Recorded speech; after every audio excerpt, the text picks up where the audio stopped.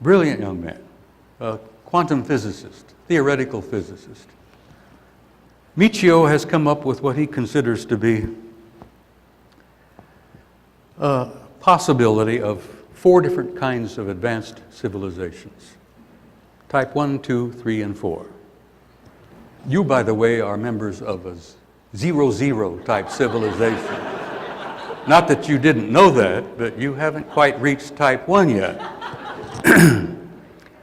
And the conclusion many of us have reached is that we're looking at the results of at least a type 2 civilization. Now, how do these guys out there look upon us? Really do. How do you think they think of us?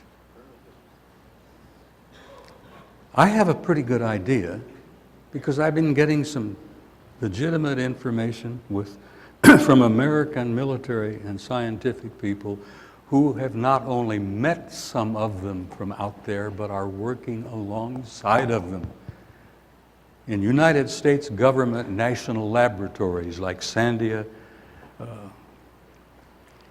Los Alamos,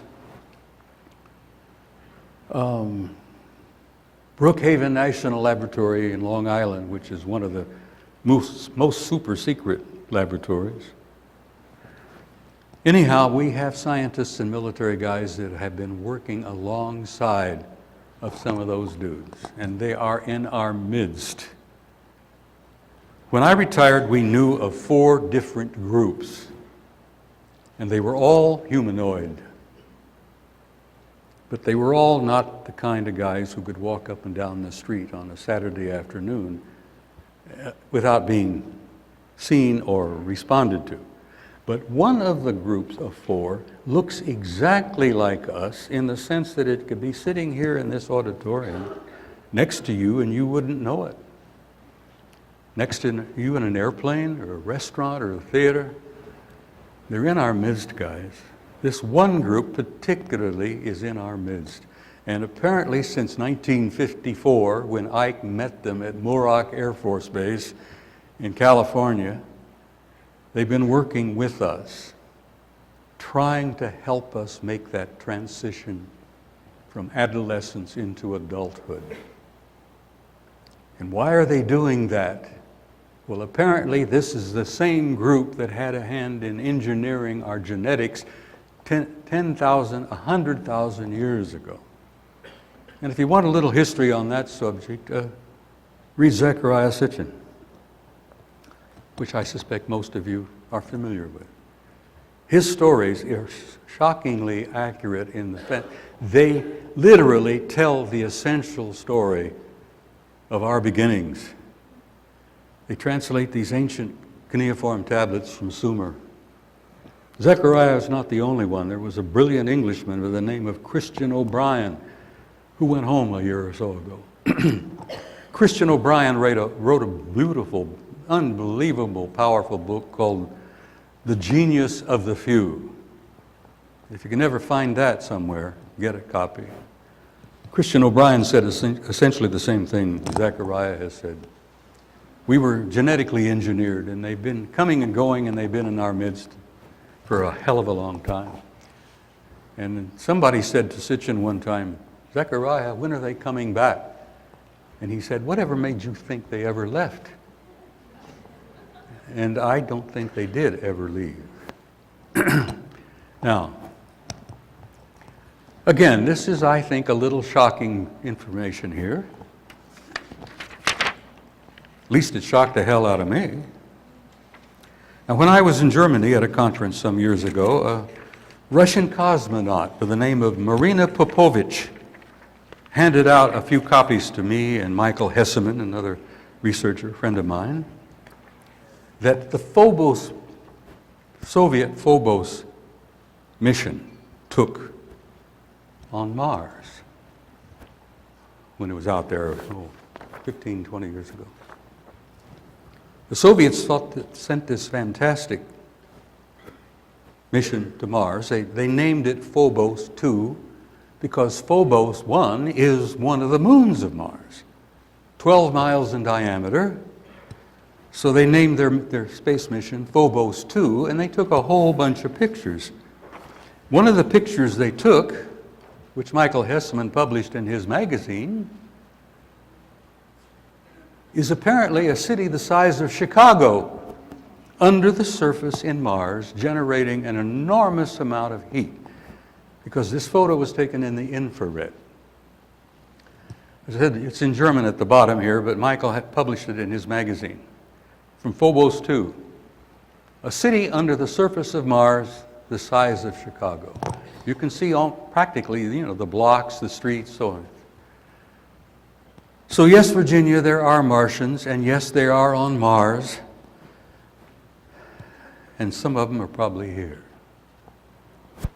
because we apparently don't look that different from each other. But you'll never see this published in an American newspaper or an American magazine. Had to be published in Germany by Michael Hesseman. Phobos took another picture. While it was in orbit around Mars, and the story I was told is that they literally planned to land on Phobos, the moon. Well, they never got there. Because while they're in orbit around Mars, this thing came up from the surface of Mars, gigantic in size, and apparently bumped Phobos 2, and knocked it out of orbit, and down it went. So there's somebody up there who says, no. You can come and peek, but then you can't stay very long, and you're not going to take that many pictures. We're not going to allow it. Okay. I think that does my photographs for you this afternoon.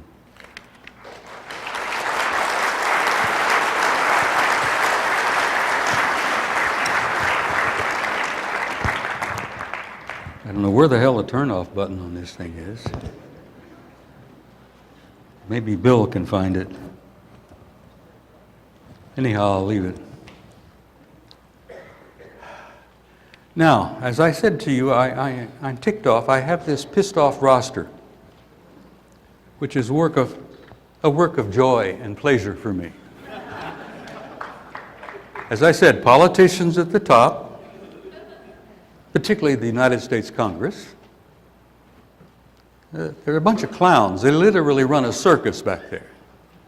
Theologians are right next, below.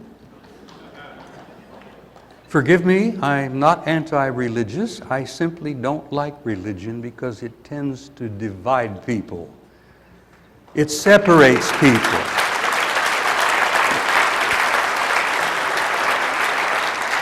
My God is better than your God.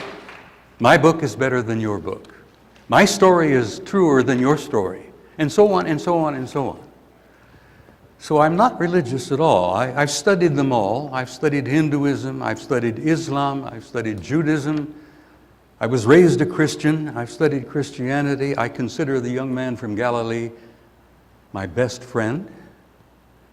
But that's another story that I don't think we have time for me to get into. I went through a series of hypnotic past life regressions a number of years ago. And one of the lives that I discovered was in Galilee 2,000 years ago with him. So I say he was my best friend and he still is my best friend.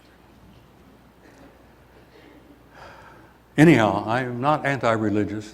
I respect the people who are sincere and honest about it.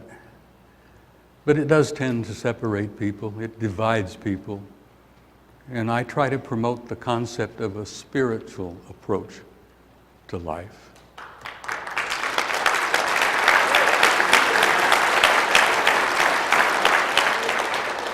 If you human beings had the slightest idea of what you are, my God, you're incredible.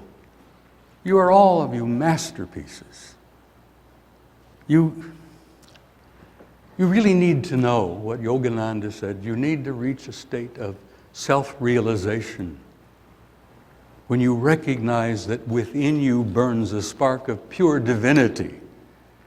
And it don't matter what church you go to, or what language you speak, or what politics you are, or what color your skin